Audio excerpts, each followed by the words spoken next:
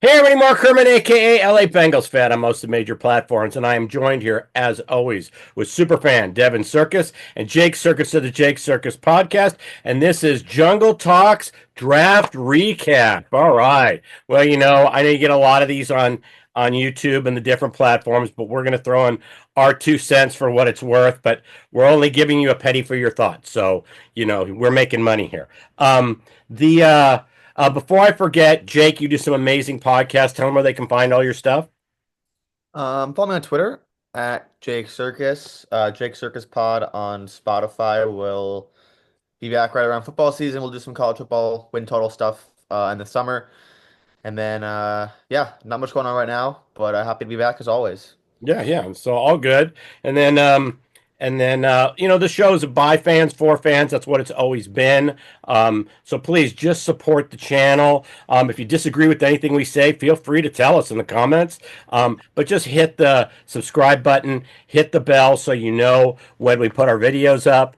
And please give us the thumbs up. It helps us out with the YouTube analytics. So we're not going to go pick by pick, I don't think, because there's enough shows, Cincy Jungle, a lot of other shows that put their stuff out, where they break down each pick by pick. And I encourage you to watch those. We're going to kind of take a different format. I want to talk about my three biggest takeaways from the draft, and then we'll kind of open it up to discuss. And please put your comments in on your biggest takeaways if you disagree. But my three biggest takeaways from the draft.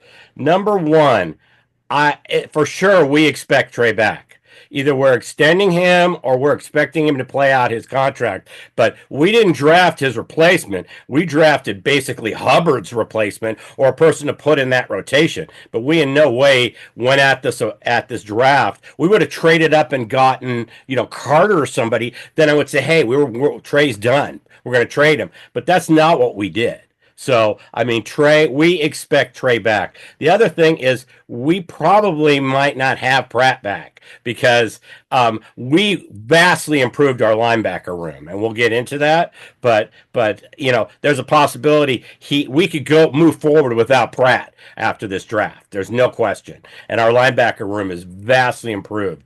So, and then the last thing I want to touch on is something I don't think anybody really thought of, but I was thinking of it with the draft, especially Devin, when you threw out the text that talked about everybody's talking about the character of our guys, and that troubled you in terms of that they weren't talking about athletics or stats, they were talking about their character. And I thought, well, what about the Burton effect? I mean, we took a chance on Burton last year, okay, and it did not pan out. And I don't know. Hopefully, the guy gets his act together and he contributes and all that. But I mean, even after discussions from Burton didn't pull his head out of his what. So I think they went into this with they weren't taking any chances. I mean, because they didn't touch anybody. They could have had Mike White in the second. They let him get to Baltimore. I mean, they didn't touch anybody with character issues. So I think there was a definite Burton effect in this draft. So those were my three biggest takeaways, and I'm going to open it up to you guys.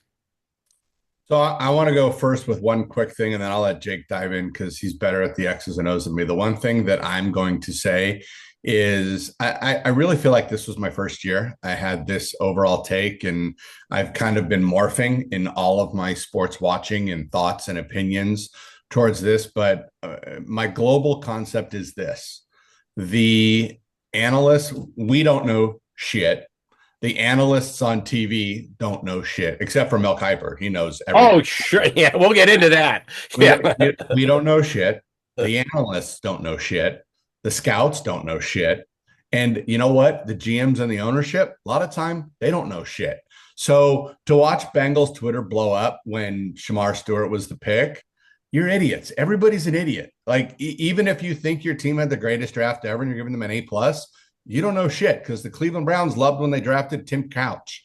Ryan Leaf was going to change the Chargers. Like, we don't know anything, and we're not going to know anything for a year. We're not going to know anything for 2 years. So my take is I look at the positions. I look at the needs they filled. I look at the board a little bit based on what's there. Shamar Stewart didn't have the on-field production, but when you look at, and Jake and I had this conversation, I don't know if it's fishing for good things he got there a lot. He just didn't tackle the quarterback. He got in the quarterback grill and changed a lot. And Texas A&M had a lot of guys on that line. They had big boys on defense. Do I think that kind of went on tilt when Nolan and Walker went 1 and 3 picks, I think, before them? I don't know. I mean, for a fan to sit and think, oh, the Bengals thought for sure they were getting Nolan or Walker. Well, nobody thought Walker was getting out of the top 10. So that's Right. garbage. And look, if you're smart, if you know anything, there's a very realistic possibility that Walter Nolan slips. I'm surprised he got past San Francisco because he seems like a perfect San Francisco 49er. Um, no, the Bengals didn't go on. What? You come back to that. I'm curious why The, you're laughing. the Niners took somebody else who's arguably even more of a 49er. Okay. Um, So to sit here and say the Bengals were on tilt and took a position they needed, that's garbage. Again, maybe it's fishing for good information here. And Jake, I'm going to tee this up, not because I know it, because I read it and I asked you about it and you can talk about it. Shamar Stewart had one of the highest RAS scores in the combine post off season, whatever you call the season from February, March, and April ever. And I'm going to leave it there. So we don't know shit. Nobody knows shit. Let's see who they got. Did we get positions that we needed? And let's see what happens. Yeah, disruptor was the big word I heard when they talked I about mean, the guy's a Jamar freak Stewart. athlete. Yeah, If you're taking a freak athlete at 17 to play the edge, okay, let's go see what he can do. I think the Bengals had him, and they didn't think he'd be there in the second round. They thought would have been there in the second round. So it was one of those things. We all wanted Nolan. I mean, that was when we did our preview show. We wanted And Nolan. then when And Nolan we went were one, off, and in typical Bengal fashion, it was one pick away. And I thought, oh, they just signed Calais Campbell. They're not going to take Nolan, and then they take Nolan. right. So, Calais Campbell will mentor him. I'm like, uh-oh. Right. And But then to take it one step further is, and look, I used to be as bad as anybody in my younger days, even as a couple years ago. I'm getting old and maturing and slowing down, maybe.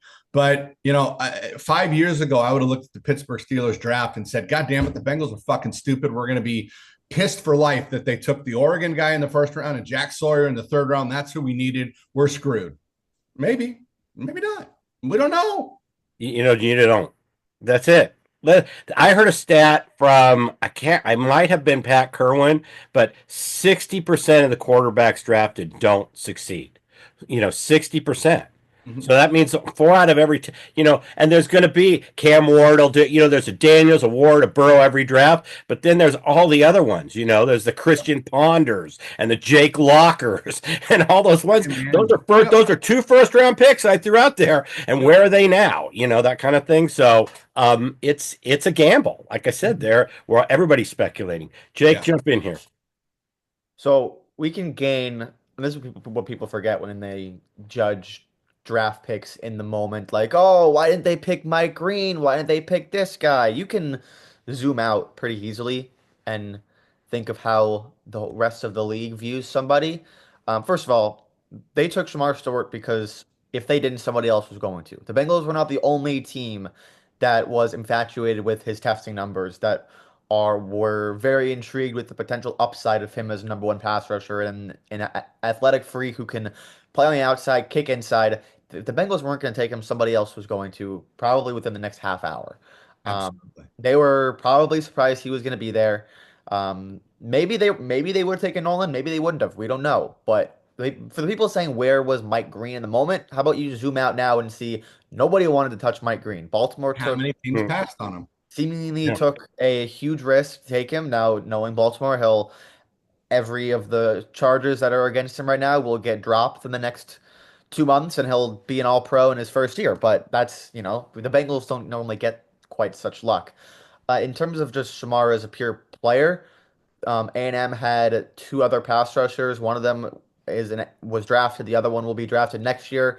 The pure sack numbers is, I don't want to say it's luck, but finishing sacks is like 10% of play. Now his pressure numbers weren't eye dropping. They weren't, but again, he's not as polished as a pass rusher as teams think that he can be, and that's what's so enticing about him, is because he's so athletic.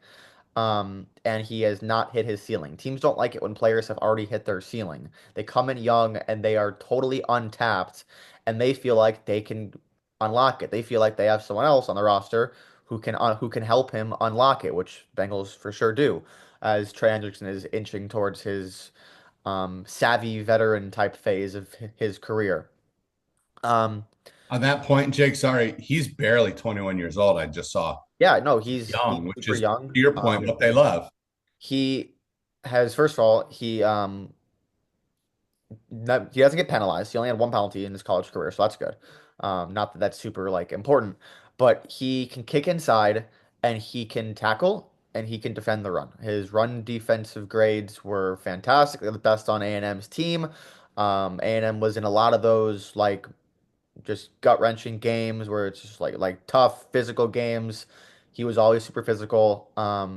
That's all I can really say to him is I didn't like scout him or anything. I'm not really sure, but in terms of like the optics of the pick, I have no problem with it. Someone else was going to take him, so it's now up to the Bengals to develop him. Some I can speak on some terms of like projections that I use. He's already projected to be the Bengals' fourth leading tackler, and he's projected to have 6 sacks in his rookie year. So those are just base projection numbers because What this is is that not based on, Jake? Where does that come from? Just a well, it's based on statement crunching stuff? projected playing time. And it's just there's a formula that this guy uses, and he dishes out projections. So this is not a Miles Murphy type pick where he's just going to sit on the bench for a year and just learn. He is going to be forced to play immediately because of how much of a need this position is. He'll have some competition with Osai and Murphy and Sample off the ACL injury, but the Bengals will give him every chance. They should, and they probably will, to play as much as possible early on. The report came out over the weekend that this was meant to pair him with Hendrickson, Right. not to replace Hendrickson, which is another very good sign. And if he can develop into a plus pass rusher, whenever Trey Hendrickson declines, it could be this year, it could be next year, it could be traded, whatever, then they'll feel much better about the status of their edge rushing position, and then they can build off of that, and they're not having to search. They needed to go edge with this pick. They needed to. Yeah. It is such a more crucial position than anything else on the interior. That if Shamar Stewart hits, and he doesn't need to be a Pro Bowler, if he hits as a good draft pick and as a productive starter, they get more out of that draft pick than they could have ever, no matter who Walter Nolan turns into. And that's even if Walter Nolan was there and if they would have even wanted to take him. Maybe Shamar Stewart was number one on their board for 2 months, and that was who they were going to take, and they were appalled that he fell to them. And we can get into the rest of the draft picks later. But the optics of the pick, I have no issue with it. Um, the hit rate on first of all, the hit rate on the players that nobody thinks are any good, especially on defense, normally shape out to be pretty all right. Because nobody really understands what they're watching. They just look at the stat sheet and they just be like, okay, like he had 1.1 and a half career sacks. He sucks. Like he didn't do anything. There's no production. Like the production is there. He played. Didn't play a whole lot compared to like what other star edge rushers normally play because there were so many good players on that defense and just kind of what they were running. But Bengals drafted him because of what they think they can turn him into, not what he is right now. Yeah, I'm gonna chime in. Number one, I loved his attitude, and his enthusiasm when he got picked. We've all seen the video of him meeting Joe Burrow and him saying, "Hey, my name's Joe." Joe actually introducing himself, but I love that and versatile. That was a theme throughout the draft for us. If you look at the two offensive linemen we took, versatile. They can play anywhere. Same thing here. And this also talks about Osai. I mean, because we didn't address tackle, we're expecting Miles Murphy to take a leap, and we're going to be working Osai and Murphy kind of in the middle. So but this guy's versatile, and that's and a disruptor. So you know, at first I was disappointed. Obviously, I was devastated we didn't get Nolan, but as the days have gone on, I have Jake's attitude. I mean, the ceiling we knew when the pick was made, the ceiling's so high on him. So There's a really good chance, and Jake, I think you said it. So if I'm stealing yours again, like I usually do, I'm sorry. There's a really good chance that they might have taken Shamar Stewart over Walter Nolan. yeah, I mean, we don't know their board. And the other factor is the guys they took. This is our new coach, our new coordinators. Right. So they That's think that's a that big they that's a can. big part of it is you bring Yeah, a coach, you had to take him away from a good contract at a good place. He's going to get his guys. You know that he got to make several of these picks. I mean, heck, 4 of our 6 picks were defense. You talked about your takeaway being you don't think Pratt's back along those lines. My biggest takeaway was similar in that it's been, I don't know if reported is the right term, or it's known that Golden's changing the defense from a 4-3 to a 3-4. right. We barely had 3 linebackers to play a 4-3 last year. We only signed one in free agency. We brought 2 in that are both expected to play pretty quickly. I mean, the other thing that's interesting is, and yeah, maybe Knight was a little early based on projections and big boards and whatnot, but Right. several people in Bengals world, I think Goodberry was one of them, and people that typically know their stuff, who I respect to read, not just fans posting stupid shit, said out of the 6 guys we drafted, or maybe the first 5, because Taj Brooks, what his role is going to be. Out of the first 5 guys we drafted, we probably got 4 to 4.5 starters. Yeah. Oh, no, no. It's about making the roster. And I want to chime in. I'm going to work in now my biggest value pick that I thought we got. Okay. Uh, I think though we might have reached for Knight, I thought that Carter was definitely a steal in the fourth round. So for maybe we overpaid a little bit on the second round pick, but I thought we made it up on the fourth round pick. You're looking at the draft as a whole, and we talked about this before. You can't really judge it till 3 years from now because you'll look back and you'll say, "Oh my gosh, this guy in the fourth round." You know, Well, it, and that's the one that's going to be debated for years and watched closely, not only because Sawyer's an Ohio State guy, but because right. Pittsburgh 4 picks later, and everybody just assumed the Bengals wanted and would take Sawyer. I think the other one that to watch play out, I don't remember where he went. I got to think he went second round. He was projected to the Bengals all off season, and some people thought it was a need. Going back to your takeaways, Mark, I found it interesting that we didn't take a corner or a safety. Is watching what happens with Xavier Watts. Did he go in the second round after we took Knight? Jake, do you know? Mike's off. I'm Oh, I was looking. muted. Yeah, I believe so. I think he went. Did he go to the Giants? Actually, no, he didn't go in the second round. Did he fall to the third? Oh, Falcons, 96, third round. Yep, late third. Yeah. Wow. So that was after you knew we were taking a guard in the second or third Oh round. yeah, no, one of the 3 had to be. I said 2 of the first 3 had to go defense. Right. They And did. that's kind of the problem the Bengals have put themselves in for the last several years, with contracts expiring and free agency. The Bengals always wind up creating drafting to a need. This, Jake, we had this conversation the other day that you don't want in the NFL. There's enough positions and there's enough talent and enough players. You want to be able to take best position available. You look at what the Eagles are able to do. You look at what some of these other top franchises are able to do. The Bengals had to take edge or D line first and guard second. And there was no ifs, ands, or buts. I don't care if whoever you want to throw out a first round talent, Matthew Golden fell to them in the second round. They're not taking him. Right. Yeah, maybe wide receiver is not the right one to put.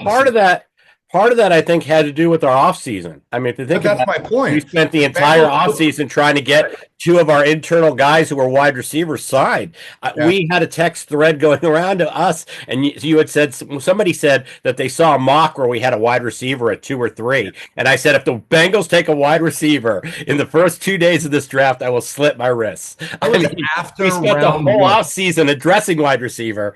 That was after round one. Somebody actually put out a mock that had the Bengals going receiver. Then that Thursday night, I'm laying in bed going through Twitter, and I see somebody actually mocked day 2, Bengals taking wide receiver in round 2 and a running back in round 3. I'm like, you don't know ball. No, and that's why I hate mocks. It's just I say, you can mock the first 10 picks, and then beyond that, don't mock anything else because it's a joke. Shedeur Sanders is a perfect example of that. And my gosh, I wish we all had the brain Mel Kiper has. I mean, come on. The entire NFL's wrong, and Mel Kiper has it all right. The bottom line, I don't know if he's on the Sanders family payroll or what. Well, ESPN is. Of course he is. Yeah, I mean, it's just, it's like I said, it was just There's a lot of issues. I think I was listening to Pat Kerwin again on the NFL, on Sirius NFL, and said that he heard from a couple NFL executives that Shador Sanders took phone calls during the meeting with the executive. Like his There's phone so rang and he said, "Oh, he didn't say I got to take this and walk out of there." Literally, just answered the phone. There That are now so many stories from unnamed NFL executive. I saw a new one today. They walked through film of an interception where he didn't take the blame, where he's misreading coverage and throwing it back at them. Walking into meetings and not giving a shit, turning down. I mean, like all account. And look, take all that with a grain of salt. But when there's enough smoke, there's fire. The one thing that I tend to believe based on hearing it enough isn't enough. He turned down meetings with a lot of teams and really was only willing to go to a couple of teams. And I don't know who the hell you think you are, but that doesn't work unless you're freaking listen, he Eli went or John Elway. he went where he was supposed to go. Day three, late. If he doesn't pan out, it's not big. There's no egg on the face of Yep. anybody, you know. Yep. But it just shows you the mocks and everything. I mean, they had him as what? Some of them had him in the top 10 going in the draft. So let's get it. I already told you what I thought our best value was in our round four pick. I don't know where you guys see where our best value was in the draft. I agree. I I like Barrett Carter, the player. I like watching him at Clemson. But it's tough. I mean, the grades that have come out um, don't have the Bengals graded very highly this draft because they took a risk took a risk in the first round, reached in the second round, and then their positional value was not very good. They took two linebackers and a guard in the first four rounds, so it's never going to really give your anybody much optimism that you had a good draft. So if those That's players turn into players and they let Pratt go and it's not an issue and they get cheaper on defense and get better on defense, it helps everywhere else. So we'll see. But Derek Carter, like the one position that I would have been like, if you told me we got a good value at would be linebacker because they don't need like four guy. They're gonna have if Pratt leaves, they're gonna still have, three guys that could start, maybe even four because of Oren Burks. So it's like there's a lot of traffic at that position, and it's not really all that important. Yeah, yeah. well, with Gaither leaving, also we had because he played a lot of special teams, and these guys are going to make the team. The linebackers, they're going to make the team. Oh, We need them on special teams, and absolutely. that's so. And the running back we added, I had no problem. Sixth round. This looks like a quality back. He's He's a beast in very between the tackles. He's It's very, very good. He was hurt last year. I want to say 2 years ago, he was top five in the country. He's very good. It's a good pick in round six. Oh, 100%. Like I said, sixth round's a lot different than earlier on. But I also wanted to touch on our guard in the third round, the kid from Georgia, Fairchild. That's what I wanted to jump on. He has this is where I think, this is where the new coordinators come in. You know, he has bad footwork, but that's coachable. You know, and he offset it in college with other skill sets. So, but they're seeing things that they know they can adjust. We're relying on Golden, what he thinks he can get out of the people. We're relying on our new O-line coach. But that kind of stuff, is coachable. Fixing someone's footwork is coachable. Yeah. So, you know, Jake, what do you have on Fairchild? Because obviously Rutledge was the big name, the sexy name. I talked about him on the show last week. yeah, then the Lions trade back in for him, and I was like, come on. We only had six picks. So, No, we weren't trading, yeah. and we weren't. I mean, as much of a reach as Knight apparently is, the question could we have had Rutledge in the second round, Knight in the third? Who knows? But I'm obviously not up on my offensive guards. I knew nothing about Fairchild, but the reading I did do, his numbers are fantastic. Yeah. So, Out Yeah, on he was. I when we took him, I was like, wait, he's draft eligible this year. I mean, he's a guy that you heard a lot about if you watch a lot of Georgia games. Played a lot of games last 2 years and protected Carson Beck pretty dang well. yeah. No, his I don't strength is I pass can't really blocking. Can't So, really beat Yeah, zero his sacks. um. no, I Put can't no. him really on the beat right side him. and let him work with his former buddy, his former teammate. Yeah, well, actually, I think I read something where he's very excited that he's reunited with Mims. So that's something that is looking forward to. Well, they were only together for what? Mims played like Fine. 6 games at Yeah, Georgia. exactly. All right. So So, Now hey, the only problem is he's a little small to play on our line. He's only 6'5" and he's only 318. That's small for the Bengals. yeah, what a He's a puny dude. guard, so we'll allow it. He's not a tackle.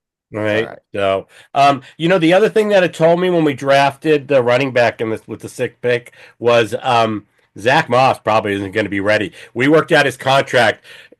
He actually took a pay cut or restructured his deal. That tells me that Moss knows he's not going to be ready. When you're willing to take it to stay on the team and do all that. So this told me that at the Yep. start of the season, he's probably, on a list where he ain't playing. Yep. So. Like I said, another takeaway. You're kind of read the tea leaves as these things are Yeah. going on, and Yep. and that's not to say Pratt may be back for his last year. He's got one more year on his contract, I think, so he might be back. But the writing on the wall was they were bracing whether he comes back, they can let him go, or he moves on now. They prepared themselves for that. So Yep. but you get your takeaways. So like I said, you're reading the tea leaves. So, Yep. do we want to jump in a little bit to the undrafted free agents we signed? And I don't want to do too much on it. I didn't look at all of them. I looked at the list, but I mean, I didn't research each one. Cincy Jungle did a great write up. They have a story on each guy. So it's Bengals undrafted free agent tracker if you want to take a look at it. We're not going to sit and give the background, but we had an interesting text conversation last night with Heath, who was on the show, and he was talking about this was probably in 3 years, this could be one of our greatest undrafted free agent signings. Was obviously Seth McLaughlin from Ohio State. So and he's a big Buckeye guy. I do think this was a great. He was the number one undrafted free agent on several lists that I saw. So to get him signed, I know he had an injury and all that, but to say, yeah, he could. He's a great undrafted free agent signing. Whether or not he pans out to be, the greatest undrafted free agent in 3 years that we ever signed, I don't know. I think that's a little homer stuff, but that's that. And we did get Golden reaching for one of his kids. Yeah. Yeah. So I mean, that was we had said he's got the intel. You don't have to invite these Notre Dame players in for a visit. I don't know that you need to use the word reach in an undrafted free agent. Oh no, I don't mean reach. We thought that we might see that during the draft, where there would be somebody that never visited that. Right. And it was a Notre Dame guy or a Michigan guy, somebody he knew very well, and we Right. didn't have to have a visit with him. But we did get our Notre Dame guy, and we had some safety. 285. That's kind of small for a D line, right, Jake? How big? 6'1", 285. Yeah. I don't really know much about Howard Cross. So, Oh well. I mean, if he's going to beat D line, he needs to bulk from up. a prospect perspective, I mean, obviously he was a beast at Notre Dame. He was part of that great D line that they had. Right. I'm not sure how well he translates. I'm sure it's not great because he went undrafted. Otherwise, he would have been The drafted. McLaughlin thing is interesting because he only went undrafted because of the injury. Right. And Ohio State's offensive line absolutely fell off a cliff when he got hurt. So he's a very impactful player. They have options at center. The one problem with this is I know a lot of Buckeye Bengals fans are going to be excited about him. If he's not ready, there's not a huge reason to not cut this guy if he's not going to be healthy. Because you can pup him for the year, right? Is that what you're saying? Well, I don't really know how that works because I don't know if you have a specific amount of pup spots or if you still have to be on the roster, but like if they can just pup him and not use a roster spot, I don't know. But if they can't, there's not going to be a whole lot of reason to keep him. I think, if I'm not mistaken, and I know baseball's similar, he's gotta be on the roster and then pup him, and then you can bring someone to Yes, fill. I don't think that you can. I don't think that you can pup somebody that did not initially make the roster. Like you can't pup somebody out of camp. Right. He's kind of got to make something whenever. Right. Yeah. Yeah. So otherwise, you're going to have a team that has the roster spot to waste. A team like the Eagles will pick them up and stick them. So Started at Alabama and then transferred to Ohio State. yeah, he was last year. Yeah. I know that. So he definitely, like I said, the injury held him back. To it's like you told Heath in the text last night. Hey, 250 picks went by, no one picked him up. But the bottom line is, yeah, he's got. If we can somehow figure it out, I don't know where he's at, but it's a quality undrafted free agent to bring in. And Jake, the And other I part. love, I love, I love offensive line bodies. I Yeah. love loading up O line, D line. You can never have enough of these guys. Yeah. And the other part, Jake, we totally forgot. He can go on the practice squad. I know that's limited spots also, Well, that's but all the limited spots, and if he's hurt, again, if he can't play, like I'm just throwing it out there. Like I hope that he is able to play and compete. To be wasn't great. it an Achilles? It was a big injury, It wasn't was, it? it was a big injury. I mean, it was like the one where like, oh, It's he's not. Achilles, I think. It was late in the season, correct? Yeah, their offensive line completely fell off a cliff. They had to Oh, yeah, he do played 10 games. they had to do so much maneuvering when he got hurt. It was a mess. Yeah. By the way, he only played, I mean, played 10 out of the 12 games and still won the award for best center. Yeah, no, he was unbelievable last year. He was great. He was their best lineman. He was better than Simmons, Right. arguably. So now I don't want to put too much. That's the Remington Award, and I don't want to put too much weight on that because Price also did win the Remington Award like Who? 2017. Yeah, who? Who? Who exactly? Yes, I didn't hear what, oh, Billy Bryant. Price. Yeah. So these awards. There's a lot of Grammy winners that are one. So I don't want to put too much weight on that kind of stuff. The only other thing I noticed, we did sign a long snapper. So I don't know if he's bound for the practice squad or what. And what do we know about Gregory from Arkansas? Because he was the other D tackle that we added. I can tell you his first name's Eric, and he Yeah, played. I got that. That much I got too. Thanks. Um, But they three receivers undrafted, so they seemingly want one of them to come in and make the roster. One of them, odds are one of them probably will. So we'll see. The end of Charlie Jones. I don't know. If it's either him. I mean, do they like Isaiah Williams? I don't know. So we'll see. we shall see. But So they That's didn't. I mean, they didn't do anything on like receiver, tight end. Not that I was expecting them to, but no. um, Well, didn't we add a tight end? I think if they had 7 picks, Yeah, we added one tight end. Yeah, we're fine on tight end. It wouldn't have surprised me if we had a 7th pick or even an extra pick to not take, or that we would have taken a wide receiver. With 6 down a pick, I don't think they should have taken a wide receiver. I'm glad they didn't. I think there's nothing wrong with Yoshi at the 3 and bringing undrafted guys in to compete for the 4. if Right. their defense wasn't one of the worst in the league last year, they should have taken a receiver. Yeah. Well, we don't know. We don't know the status of Eric All's recovery, how that's going. He ain't So playing this year. yeah. So they brought in Taylor from West Virginia as an undrafted free agent and tight end. We'll see how it all plays out. We'll know more they're throwing enough ingredients in the kitchen. Let's see the stew. Like I said, new And DC, new O line coach. Let's see the stew that these cooks create in the kitchen. You and know. it's they don't need a receiver because of Gesicki. He's a receiver himself. Oh yeah, no, and like I Yeah. said, offensive weapons wise, this team and I know it's been said countless people, we've said it. This defense just needs to become a middle tier defense. With the offense we have and the way this team played down the stretch, the most important thing was making sure we kept Higgins and Chase get them extended, so we solidified this offense. This defense.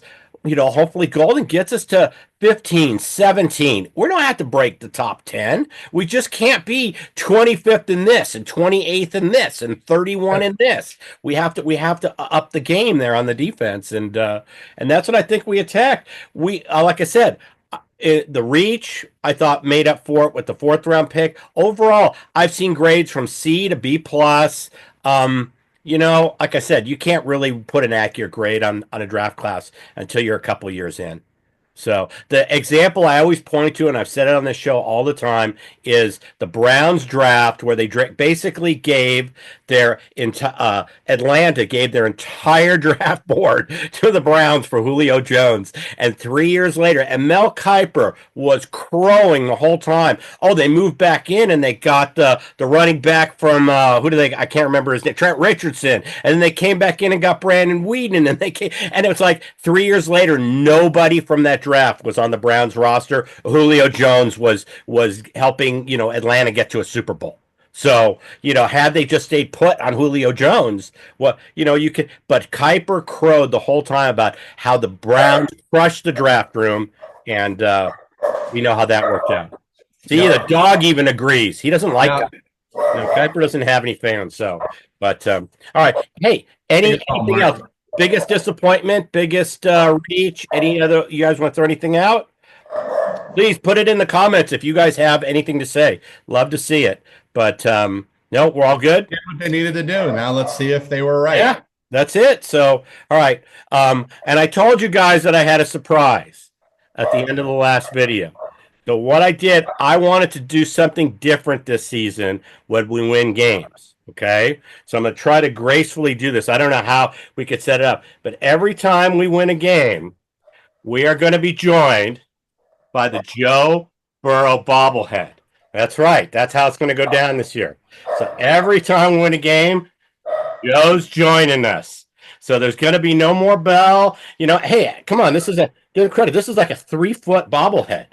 Okay, that was what I was about to ask. I was like, is that as big as it looks, or is it just it's 3 feet? Yeah, his head's bigger than mine, but he's only 3 feet. So, but yeah. Is he staying in bed with you or no? No, he stays here in the office, but I kept him off camera. Figured he needed the formal introduction. Pretty awesome. But there you are. Hey, listen, he's a little short on words. He's got a limited vocabulary. And but you know what? He's a great listener and he's a really snappy dresser. So we were breaking him out every win this year. We want to see this guy on the show, 10, 12, as many times as possible. Because he's going to be joining us. We are going to bobble Joe's head every time we win this season. So that's a surprise. So, but and believe me, this wasn't YouTube money, because the $100 we made off YouTube last year did not cover this bobblehead. Didn't even come close to covering a third of the shipping on this bobblehead. So, but shout out to Josh Hoffman over at Cincy Bob's. Full pop. I have tons of his bobbleheads. We don't get any break on them. He runs a small business. They only made 30 of these, and if you're in the Cincinnati area, most of these are in restaurants and bars. So, but all right, as I said, this is a show by fans for fans. Please subscribe, hit the button, hit the thumbs up, tell us what you liked, what you didn't like about the draft, reaches. Jake, remind them where they can find your stuff. Follow me on Twitter at Jake Circus Pod on Spotify. All right, and I'm going to say, remember, give us a thumbs up, help us out with the YouTube analytics. And I'm going to say, hoot everybody, have a good rest of your week.